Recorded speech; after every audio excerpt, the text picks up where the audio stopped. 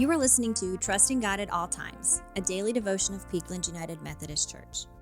I'm Kim Ness, and I'm the office manager here at Peakland. Do not store up for yourselves treasures on earth, where moth and rust consume, and where thieves break in and steal.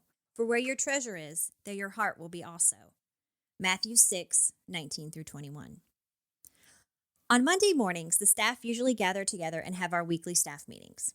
I will be the first to admit that while I understand the importance of these meetings, Mondays are not my favorite day. Because we hold this staff meeting in the middle of the morning, I feel my day is structured differently, so I don't get to plan my day out in a nice, orderly fashion.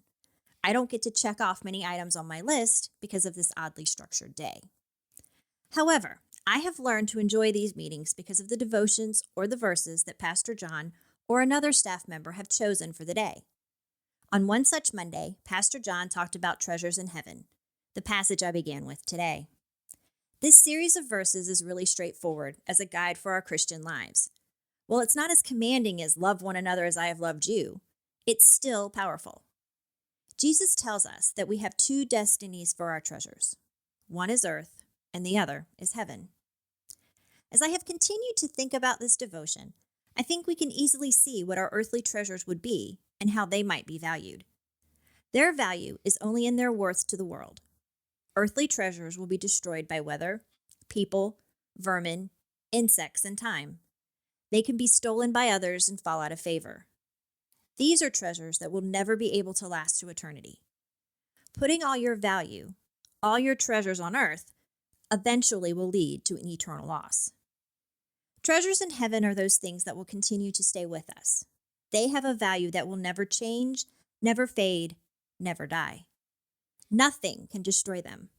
Nothing of the earth can touch them. Matthew reminds us that our heart will follow our treasures. Where we store them is important. Our lives will be wrapped in them. These things will govern our lives. Whatever we value will take up our thoughts and stir up emotions and guide how we live our lives. They consume us, whether we realize it or not. So we are told to choose our treasures wisely. This is a personal decision.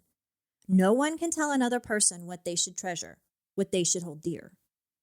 If our lives are consumed by the things we have here on earth, we will fall into a constant cycle of never having enough, always wanting the next big thing.